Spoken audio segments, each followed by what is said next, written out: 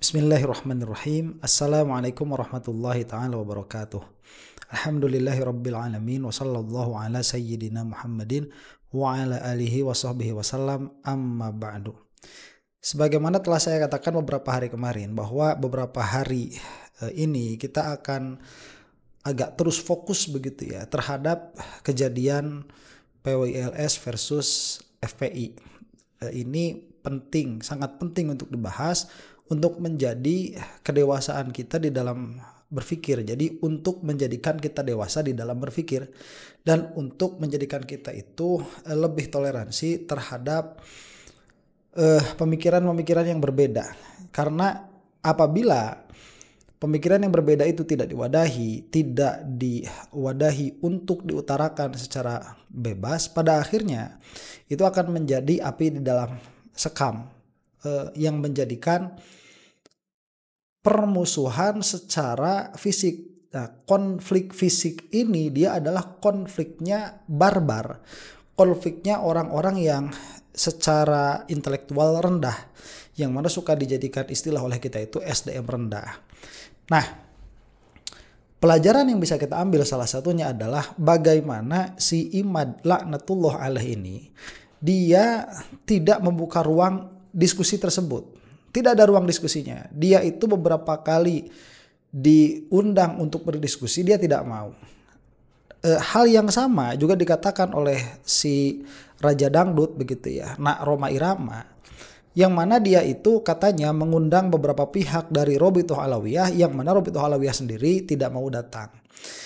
Nah, ini sebetulnya case-nya berbeda, perkaranya berbeda. Jadi Rhoma Irama itu ingin mengundang Bani Ba'alwi untuk menjelaskan nasab mereka. Mungkin itu yang ada. Saya tidak tahu isi undangan dari Rhoma Irama itu apa. Dan mereka itu tidak mau datang. Dan itu adalah hak mereka tatkala mereka tidak mau datang. Kenapa? Karena ini sudah masuk ke dalam ranah dapur urusan pribadi mereka begitu. Yang mana dalam hal ini saya tidak tahu apa pertimbangannya, cuman Robitoh Alawiyah itu mengundang, kalau kalian mau tahu urusan kami, itu kan keluarga secara besar tuh. Kalau kalian mau tahu urusan tentang kami, maka datanglah ke tempat kami. Makanya kan ada undangan dari Robitoh Alawiyah kepada Rhoma Irama. Jadi perkara bahwa ini adalah urusan privatnya keluarga, ini tidak dilihat oleh Rhoma Irama dan orang-orang yang satu frekuensi dengan yang bersangkutan, termasuk di dalamnya Imaduddin. Nah, Imaduddin ini sampai ada kan gelar baru di dalam perbincangan kita, yaitu Al-Kaburi ya. Itu disematkannya kepada si Imad tuh, laknatullah alaih. Ini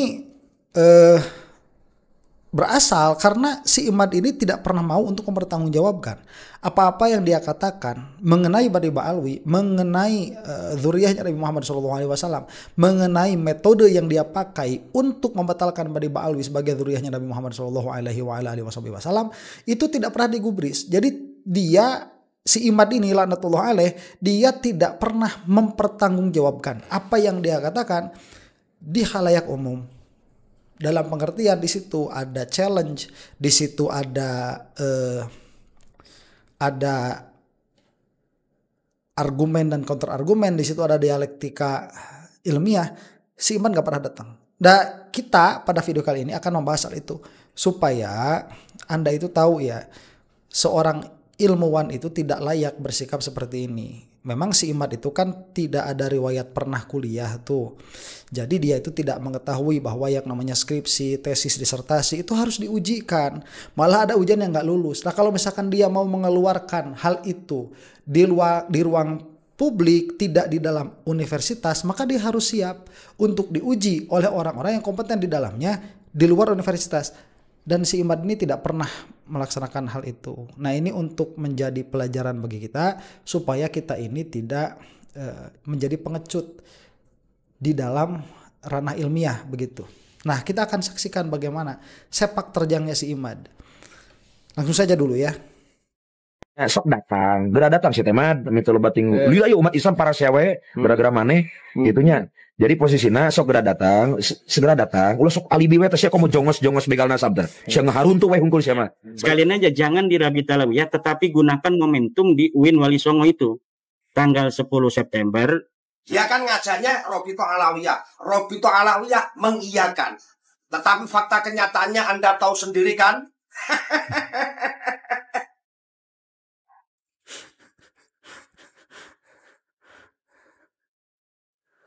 Oke, ini shout out ya buat channel yang telah mengupload ini, channel Away itu subscribernya jauh di atas saya, jadi saya tidak perlu men-shout out juga ya. Itu 400.000 lebih tuh, 10 kali lipat dari channel saya besarnya.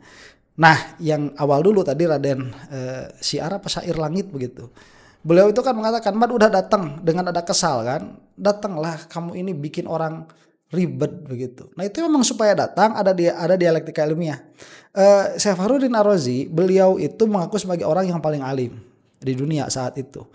Dan beliau itu menantang kepada orang-orang yang memang merasa lebih tinggi ilmunya daripada beliau untuk mengadakan diskusi ilmiah dengan beliau. Kalau tidak menerima Syekh Fakhruddin Ar-Razi sebagai orang yang paling alim di dunia saat itu.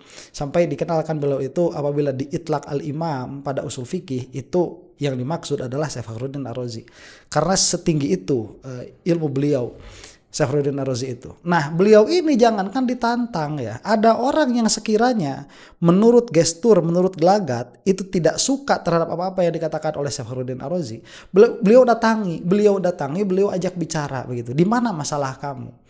Karena yang namanya ilmu itu terang benderang, makanya dimajazkan oleh Rasulullah Shallallahu Alaihi Wasallam, al-ilmu nurun, bahwa ilmu itu cahaya, itu kan majaz, ya bukan cahaya ini begitu. Karena dia memang jelas kalau benar akan nampak benarnya, kalau salah itu akan nampak salahnya, dan benar dan salahnya ini dia bisa diketahui setelah dilakukan dialektika. Nah, si Imad bin sampai saat ini nggak tahu siapa bapaknya, laknatullah alaih, itu tidak mau melaksanakan hal itu. Kalau si Imad jangan kan ngedatengin begitu, diundang saja dia nggak datang. Dan ini adalah prosesi mangkirnya si Imad bin sampai sekarang nggak tahu siapa nama bapaknya, laknatullah alaih, itu nggak pernah mau datang tatkala diundang sampai saat ini begitu. Panas tantangan yang diserukan Kiai Imad yang latang mengajak pembuktian 3 hari 3 malam untuk mempertahankan tesisnya hingga siap meladeni 20 orang dengan hanya sendirian. Sederet tantangan demi tantangan keras untuk pembuktian Kiai Imad soal tesis para habaib tersebut kini kembali ditolaknya dengan beragam alasan ketika diladeni pihak yang menjadi lawannya. Di antara alasannya adalah karena yang dulu debat Abuya Qurtubi, Habib Hanif Alatos sama Gus Wafi kan juga hadir di sana, Kiai Haji Idrus Romli, Gus Rumail. Jadi posisinya itu karena memang beliau tidak mewakili atau membawa surat perwakilan dari Robito. Nah, akhirnya disuruh tinggal bangahun tuh sih kayak babalnya. Kami tadi umat Islam sih abisidi. Yang diantara alasan itu si Imad dia sesumbar dari dulu tuh sesumbar. 3 hari 3 malam melomba 20 orang. Tatkala ada kasih alibi begitu, bukan alibi itu apa ya, dodging, apa namanya itu, mengelak begitu. Dia mengelak, oh ini nggak ada urusannya, tidak ada surat resmi dari Robito Alawiyah lah. Terus apa urusannya begitu? Kalau ini urusannya urusan ilmiah, nggak harus ada surat resmi lah. Di antaranya juga di situ ada perwakilan dari Habib juga begitu.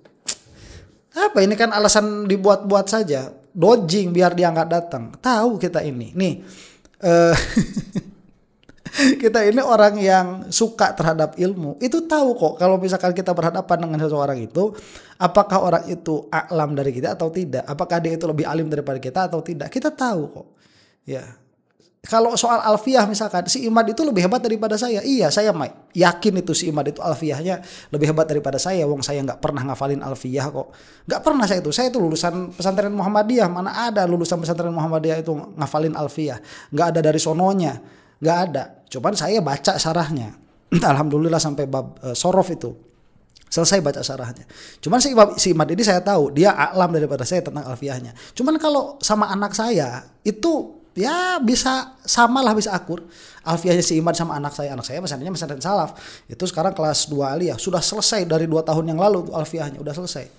Nah, jadi kita itu tahu sebetulnya mana orang yang a'lam mana yang tidak. Makanya si Imad ini tatkala ditantang oleh orang-orang, ayo buktikanlah supaya tidak menjadi ribut di kemudian hari. Yang mana setahun berikutnya dari video ini dibuat ya, dari tantangan-tantangan yang dibuat sama si Imad itu terjadi kan, ada perpecahan secara fisik sampai keluar darah loh, sampai ada orang yang maaf begitu ya, cacat matanya itu, dikatakan sampai keluar kan, nggak enak. Itu gara-gara si Imad dodging terus kalau mau dipintai keterangan, itu tebar fitnah sana sini. Memang kabur nih orang nih. Karena pihak terkait tidak mewakili surat perwakilan dari Robito, sehingga Kiai Imad tidak datang pada waktu debat di Banten saat itu. Tetapi ketika undangan datang dari Robito Alawiyah langsung yang akan dilaksanakan 7 September hingga mengundang Kiai Imad, Roma Irama dan kawan-kawan dengan hormat, inilah tanggapan Kiai Imad selanjutnya. Kalau memang mau berdebat dan berdiskusi dengan saya, sekalian aja jangan di Rabita Alawiyah, tetapi gunakan momentum di UIN Wali Songo itu. Saya untuk masalah nasab dan sejarah cukup saya. Kalau dari pihak mereka silakan, mau 10, mau 20, baris saja. Sontak Kiai Imad kembali.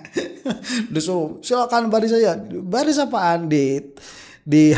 Dipinta datang. Jadi tadi alasannya betul ini. Tadi alasannya tidak ada surat resmi. Ini bukan surat resmi loh. Ini undangan resmi dari pihak Robito Alawiyah. Secara langsung. Hadir? Enggak. Bikin alasan lagi. Dodging lagi. Mengelak lagi. Kembali menolak undangan Robito Alawiyah dengan alasan bahwa ia hanya siap berdebat jika dilakukan di UIN Wali Songo tanggal 10 September dan siap meladeni hingga 20 orang pihak lawan hanya dengan Kiai Imad sendirian. Hingga undangan debat untuk menuntaskan polemik nasab dipastikan akan kembali gagal dilaksanakan sebab penolakan kembali Kiai Imad hingga sejumlah tokoh kembali menanyakan keseriusan tantangannya tersebut. Tapi saudaraku, saat ini Robito Alawiyah sudah memfasilitasi, mengundang beliau. Ya kan ngajaknya Robito Alawiyah. Robito Alawiyah mengiyakan. Tetapi fakta kenyataannya Anda tahu sendiri kan? Al-Kabur jilid 2. Ya, apakah itu bisa dikatakan orang munafik? Apakah sebuah debat dan pembuktian akan terjadi untuk menuntaskan masalah polemik nasab yang membuat gaduh sehingga umat Islam akan kembali tenang dan berakhir dari polemik ini? Bentar ya, tadi kalau misalkan apakah tepat ini dikatakan munafik? Oh iya tepat ya. Munafik itu apa yang, jadi munafik dan bohong itu si Imad itu. Munafik itu karena apa yang dia katakan. Ya cuma munafik nggak tahu ya, karena munafik itu urusannya kan dengan i'tiqad tuh. Jadi apakah memang si Imad itu merasa bahwa dirinya itu sepintar itu, ya? Apakah dia itu merasa? Nah kalau misalkan dia memang merasa dia itu sepintar itu, ayo 20 orang lawan saya. Itu 20 orang takhusus dalam fan ilmunya masing-masing, saya 1 orang, semua fan ilmu. Itu memang apa dia merasa seperti itu? Kalau dia merasa seperti itu, ya bukan sombong ya. Kalau memang kenyataannya demikian nggak jadi masalah. Ya jadi masalah dia itu tidak menguasai begitu. Itu jadi masalah. Mana pada akhirnya perkataannya jadi bohong. Jadi yang pasti dia itu kadzib ya. Kalau terlalu banyak kidbunya ya jadi kadzab. Siapa si Imad ini? Ya akhirnya sama kayak dulu yang ngaku nabi palsu itu kan digelari al-kadzab juga. Nah sekarang ini orang yang teriak-teriak nasab palsu, kemudian dia menisbahkan nasab palsu kepada dirinya sendiri, yang mana nama bapaknya saja sampai sekarang kita nggak tahu siapa namanya, itu sudah layak tuh disebut kadzab itu. Jadi kalau munafik itu harus lihat i'tiqadnya si Imad. Ataukah hal ini akan sengaja terus diperpanjang untuk membuat umat Islam bingung hingga terjadi kegaduhan, kebencian dan adu domba sesama umat muslim yang makin meluas? Betul. Itu yang diinginkan sama si Imad itu. Jadi ingin agar umat muslim ini berseteru, dan itu sudah terjadi ya. Selamat. Aplaus kepada Imaduddin Al-Konohawi yang sampai sekarang nggak tahu nama bapaknya siapa tapi ngurusin nasab orang lain, yang sama aja kayak Roma Irama itu yang sampai sekarang i'tiqadnya nggak jelas, i'tiqadnya nggak jelas, akidahnya nggak jelas, kemudian pengetahuan tentang Quran hadisnya nggak jelas, tapi ngurus urusan orang lain sama aja tuh kayak dia. Memang yang diinginkan dari awal itu orang-orang itu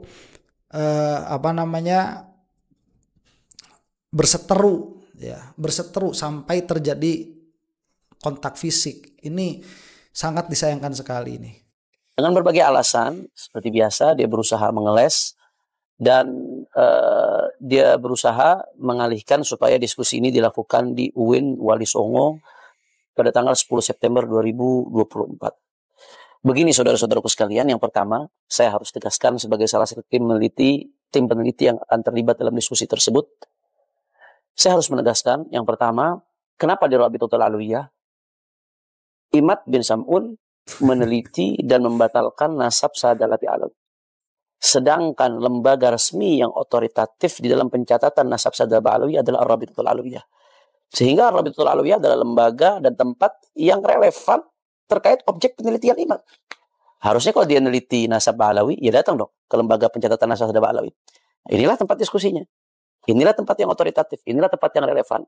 Sehingga tempat ini sudah sangat tepat. Selama ini saudara Imad bin Sam'un kemana-mana keliling, berbicara di berbagai tempat dengan nada yang provokatif, yang dibungkus dengan bungkus ilmiah, tapi mengaku meneliti, bahkan sampai tahap mengambil kesimpulan membatalkan nasab Saadatul Alawi, tapi tidak datang ke lembaga pencatatan resmi nasab Saadatul Alawi yang memang dalam hal ini otoritatif, lembaga resmi. Jadi penelitian macam apa ini? Sehingga memang sudah sangat tepat kalau dialog ini, diskusi ini, Rabitoh mengundang Imad bin Sam'un agar membahas masalah ini langsung di tempat yang terkait objek penelitian yang bersangkutan. Sehingga saya kira ini sudah sangat tepat dan sudah sangat relevan sehingga tidak ada alasan untuk menolak dan mengelak. Itu yang pertama. Kemudian yang kedua. Oke. Jadi kan yang ini yang kejadian waktu si Imad itu diundang sama si Roma Irama juga yang nggak datang, kan yang datang malah Guru Gembul tuh. Dan Guru Gembul itu datang tanpa membawa pengetahuan syariat sama sekali, tanpa membawa pengetahuan tentang nasab sama sekali. Jadi apa yang dibicarakan saat itu sebetulnya nggak nyambung juga karena si Gurgem tidak memiliki kapasitas untuk berbicara mengenai perkara yang dasar sekalipun di dalam agama, apalagi ini masuk ke dalam perkara nasab. Jadi kan kalau secara kelas ini nggak seimbang begitu, akhirnya ngelantur si Guru Gembul itu ngomong ke sana kemari, yang mana sekali lagi buat orang awam itu jadi fitnah, buat orang awam itu menjadi pembenaran. Oh, Guru Gembul hebat dan lain sebagainya. Secara nyali iya Guru Gembul itu bagus sekali, itu harus diapresiasi. Tapi secara keilmuan kan menunjukkan kebodohannya tuh si Gurgem. Nah si Imad ini sudah dia bodoh, dia itu pengecut, jadi derajatnya sudah di bawah Gurgem sudah dalam hal ini begitu ya. Entah dalam hal yang lain lah, saya tidak mau membicarakan hal itu, cuma dalam hal ini minimalnya si Imad laknatullah alaih itu dia lebih rendah daripada si Gurgem. Nah yang menjadi permasalahan kemudian seharusnya kalau Imad itu ya, si Imad bin sampai sekarang kita tidak tahu nama bapaknya siapa, laknatullah alaih, itu memang mau menggugurkan Bani Ba'alwi sebagai dzurriyyahnya Nabi Muhammad sallallahu alaihi wasallam, kan tinggal cabut itu dari akar-akarnya, runtuhkan tuh Rabitatul Alawiyah begitu. Tatkala waktunya ada saat itu. Atau dia menjadi sadar bahwa memang Bani Ba'alwi ini adalah dzurriyyahnya Nabi Muhammad sallallahu alaihi wasallam dan itu sudah tidak akan menjadi fitnah lagi bagi umat. Jadi kalau yang dipikirkan sama si Imad ini adalah kemaslahatan umat, seharusnya tidak ada jalan keluar bagi si Imad bin sampai sekarang kita nggak tahu nama bapaknya siapa, laknatullah alaih, itu seharusnya menyelesaikan perkara ini sedari dulu, datang ke sana apapun yang terjadi, whatever the outcome is yang akan terjadi dari perdebatan itu, kalau sampai ada itu harus diterima karena itu akan baik. Ya, hasil dari perdebatan yang ada, apapun itu hasil perdebatannya akan baik. Apabila memang si Imad ini bisa membuktikan secara qat'i bahwa Bani Ba'alwi bukan dzurriyyahnya Nabi Muhammad SAW, itu akan terbuktikan. Sudah selesai berarti, dicabut dari akar-akarnya. Ada apa di markasnya Rabitatul Alawiyah sendiri, di markasnya Ba'alwi sendiri begitu. Kalaupun kemudian memang si Imad ini mencari kebenaran dan memang sudah tersampaikan kebenaran itu sebagaimana disampaikan oleh Syekh Ali Jum'ah dan beberapa nakobah internasional, dan kemudian si Imad itu sadar, itu pun akan jadi baik juga buat umat. Lah kemudian tatkala si Imad ini tidak datang, tidak akan menjadikan apapun kecuali madharat bagi umat, dan itulah memang yang diinginkan sama si Imaduddin bin sampai sekarang kita nggak tahu nama bapaknya siapa, laknatullah alaih. Terkait diskusi di kampus, ya kampus memang lembaga akademik, tapi bicara soal ilmiah ini relatif tergantung disiplin ilmu apa yang dibicarakan. Saya kasih analogi yang sederhana. ITB ini kampus besar di Indonesia yang luar biasa kontribusinya terhadap bangsa. Tapi kalau bicara penelitian syariah di ITB, Ya nggak ilmiah dong, nggak relevan, bukan tempatnya. Itu analogi saja. Padahal ITB kampus besar. Begitu juga saya kira UIN Wali Songo, ini kampus luar biasa, Universitas Islam Negeri. Tapi ini yang kita bahas ilmu nasab. Objek penelitiannya tentang nasab. Nasab ini punya disiplin ilmu tersendiri yang disebut ilmu nasab. Apakah di situ ada prodi ilmu nasab? Apakah ada profesor ilmu nasab? Ada nasabah? Sehingga itu dikatakan relevan dan layak untuk menjadi gelanggang diskusi ilmiah terkait masalah ini. Ya tentunya orang yang alim di satu bidang belum tentu alim di bidang yang lain. Orang yang alim di bidang tafsir misalkan, bisa jadi dia awam di bidang ilmu nasab. Sehingga kalau bicara ilmiah dalam konteks ini relatif. Ya kalau mau sekalian mencari tempat yang netral, ilmiah, bicara netral ya. Walaupun sebetulnya Rabitatul Alawiyah sendiri insya Allah akan menjamin daripada keselamatan, aman, kami nggak akan melakukan intimidasi dan lain sebagainya. Insya Allah pulang pergi aman, sehat walafiat, biidznillah. Tapi kalau mau bicara lebih jauh lagi terhadap lembaga ilmiah yang relevan dan kompeten dalam masalah ini, ya kalau mau silahkan sekalian di nakobah-nakobah internasional. Nakobah-nakobah internasional yang diakui dunia internasional, yang diakui di negaranya, misalkan yang di dalamnya ada pakar-pakar ilmu nasab, ya, apalagi yang sudah berpengalaman ratusan tahun bergelut dalam bidang nasab, itu baru kompeten, ya silahkan. Tapi kalau pertanyaan saya di UIN Wali Songo, apakah ada nasabah? Apakah ada profesor ilmu nasab misalkan? Apakah ada lembaga penelitian nasab di dalamnya? Walaupun ya dia lembaga akademik, punya kompetensi dalam bidang ilmu agama di berbagai disiplin ilmu lainnya, tapi spesifik pembahasan ini adalah bidang ilmu nasab, sehingga ilmiah itu sifatnya relatif, tergantung tempat di mana diskusi ini dijalankan, harus sesuai dengan disiplin keilmuan yang sedang kita bahas ini. Sehingga saya kira dalam konteks ini sudah sangat-sangat tepat kalau diskusi diadakan di Rabitatul Alawiyah, karena selama ini yang bersangkutan selalu menantang Rabitatul Alawiyah setiap diajak bicara, selalu menantang Rabitatul Alawiyah setiap diajak diskusi, inginnya dengan Rabitatul Alawiyah. Nah, sekarang Rabito yang mengundang. Rabito saat ini yang mengundang. Sehingga nggak ada alasan lagi untuk mengelak dan menghindar, dan ini sudah sangat-sangat relevan karena inilah tempat otoritatif yang berkaitan dengan objek yang sedang diteliti. Itu nasabah alawi. Kemudian sedikit saja terakhir ada yang bertanya kenapa kok. Ini juga argumen yang valid ya dari Habib Hanif itu. Jadi kalau misalkan ditekankan sudah di situ saja tempatnya, ya itu kan tidak ada relevansinya secara ilmiah. Jadi kalau misalkan mau membuka di Universitas Islam yang di situ tidak ada prodi nasabnya, karena memang nasab ini tidak populer kan, tidak ada tuh di universitas manapun di Indonesia begitu. Itu sepengetahuan saya. Di situ nanti harusnya membukanya bukan perdebatan dulu antara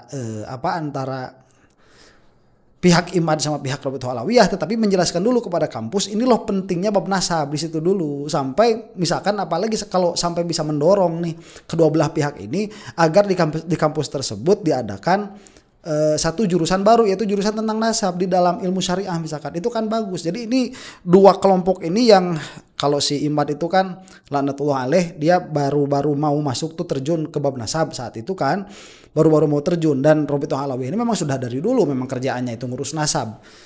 Itu berkumpul, oke lah ini ada urgensi nih untuk untuk membahas nasab, untuk mempopulerkan bab nasab karena pentingnya itu begini dan begitu. Itu bisa memberikan masukan kepada pihak kampus manapun, misalkan di antaranya UIN Wali Songo di sini, untuk apa? Untuk mengadakan atau untuk membuat jurusan itu atau prodi itu di fakultas syariah misalkan. Itu kan baik. Tapi kalau sudah masuk ke dalam pembahasan yang partikular seperti ini, apalagi ini bukan hanya sekedar ilmiah, tetapi ini juga ini juga sudah masuk ke dalam ranah privatnya satu keluarga tertentu. Ini kan lebih baik kalau datang ke rumahnya secara langsung begitu. Dan jangan salah ya, saya kemarin alhamdulillah diundang oleh Habib Umar di dalam acara pernikahan putri beliau. Mudah-mudahan barokah pengantin putra dan pengantin putrinya. Itu saya bertemu dengan banyak sekali habaib di sana, termasuk beberapa habib yang saya kritiki. Itu saya bertemu tuh. Tadinya agak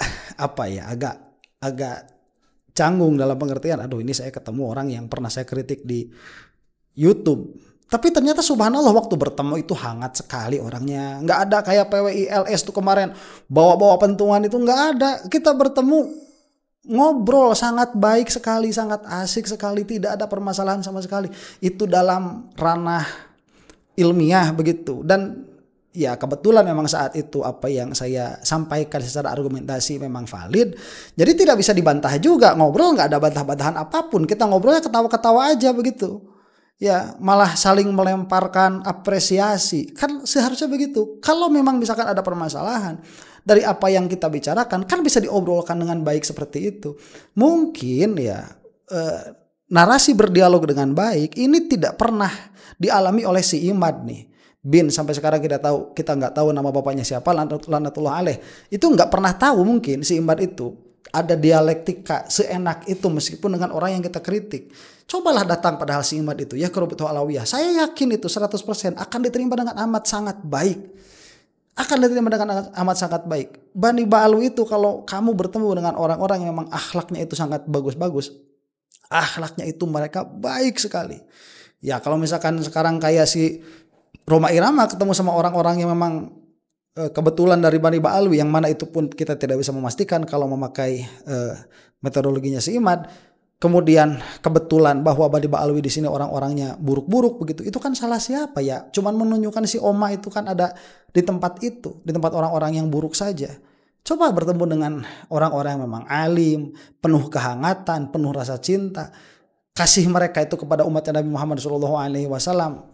Ya ada bagiannya itu sebagaimana Rasulullah SAW cinta kepada umatnya karena mereka itu meneruskan perjuangan kakeknya, dan ini terasa sekali. Jadi kalau misalkan kalian itu belum pernah bertemu dengan Bani Ba'alwi, dengan orang-orang yang solehnya, itu saya rasa kasihan sekali begitu, tidak diberi jodoh untuk bertemu orang-orang semulia mereka. Ya sekali lagi keluarga besar namanya juga tuh ya. Yang rusaknya ada, yang bagusnya ada, cuman serusak-rusaknya yang mereka itu ada darah dari Rasulullah SAW. Harusnya datanglah si Imad itu begitu. Jadi sebelum kan begini ya, di dalam pola pikirnya kan begini. Sebelum si Imad ini bisa meruntuhkan Bani Ba'alwi sebagai dzurriyyah Nabi Muhammad SAW di hadapan mereka sendiri, yang mana ini sudah established, sudah kukuh selama ratusan tahun, berarti kan baru sangkaan dari si Imad ini. Dan tatkala ini ini sangkaan, meskipun di dalam dirinya misalkan si Imad itu jazm, tetap di dalam istidlal fil kharij wukunya ini dia tetap. Kenapa ya? Karena dalil-dalil yang disampaikan sama si Imad itu bukan dalil qat'i. Malah kalau kita dilihat dari dasarnya bukan tapi waham sebetulnya itu. Berarti kan ada tuh wajah bahwa Bani Ba'alwi ini adalah dzurriyyahnya Nabi Muhammad SAW. Sebelum ngobrol dan tentu keadaannya bagaimana, seharusnya Imad ini masih memperlakukan Bani Ba'alwi ini sebagaimana patutnya memperlakukan dzurriyyahnya Nabi Muhammad SAW. Itu seharusnya, karena memang argumennya belum tersampaikan secara qat'i. Diundang loh oleh dzurriyyahnya Rasulullah, nggak mau datang. Untuk membatalkan kalau memang mereka itu betul-betul bukan dzurriyyahnya Rasulullah SAW. Yang mana sebelum itu terjadi, seharusnya ini di dalam dirinya si Imad masih ada sedikitnya lah waham dalam dirinya si Imad itu bahwa Bani Ba'alwi adalah dzurriyyahnya Rasulullah SAW. Ya entahlah, karena memang dari awal si Imad itu menginginkannya perpecahan, makanya saya mendoakan mudah-mudahan si Imad itu dilaknat oleh Allah Subhanahu wa taala, mati dalam keadaan su'ul khotimah. Terserah itu maka kalian mau mengaminkan atau tidak. Itu terserah kalian, dan saya punya landasan mendoakan si Imad seperti itu. Demikian, wallahu taala a'lam bishawab. Assalamualaikum warahmatullahi taala wabarakatuh.